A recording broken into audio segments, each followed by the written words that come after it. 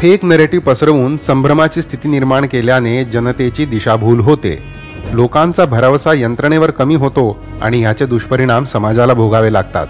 पण मुद्दाम fake narrative पसरवण्याच्या एका प्रयत्नात संजय राऊतांनी बदलापूरच्या आरोपीचा एक व्हिडिओ ट्विट केला आहे, ज्यात त्यांनी पोलिसांच्या कारवाईवर प्रश्न उपस्थित केला आहे की तोंड झाकलेलं असताना आणि हातात बेड्या असताना आरोपी पोलिसांची पिस्तूल कशी हिसकावू शकतो। या ट्विटमधून असा भास निर्माण केला गेला आहे जणू काही हा व्हिडिओ एन्काउंटरच्या अगदी थोड्या वेळापूर्वीचा असेल।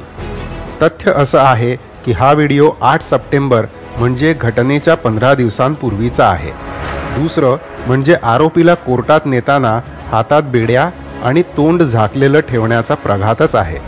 याने दोन गोष्टी साध्य होतात, एकतर आरोपीची ओळख मीडिया आणि जनतेपासून लपवून ठेवता येते, याने निकालानंतर तो निरपराध आढळल्यास त्याच्या पुढच्या आयुष्यावर त्या केसचा प्रभाव होत नाही। दुसरीकडे आरोपीकडून खाणाखुणा करून साक्षीदारांना प्रभावित होण्यापासूनही बचाव होतो। मात्र कोर्ट सोडता इतर प्रसंगी म्हणजे कैद्यांना पोलिसांच्या बंद गाडीतून ने-आण करताना किंवा तुरुंगात ठेवताना त्यांचं तोंड झाकलेलं नसतं। बेड्या ठेवणं किंवा नाही हेही पोलिसांवर अवलंबून असतं।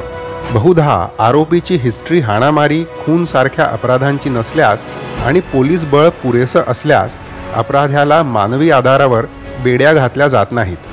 त्यामुळे संजय राऊतांनी जुना व्हिडिओ मुद्दाम पोस्ट करून जो प्रश्न उपस्थित केला आहे तो फेक नरेटिव्ह पसरवण्याचं, एका संवेदनशील प्रकरणात समाजात भडका उडवण्याचं आणि पोलिसांबद्दल सामान्य जनतेच्या मनात प्रश्न उपस्थित करण्याचं एक घाणेरडं कटकारस्थान आहे।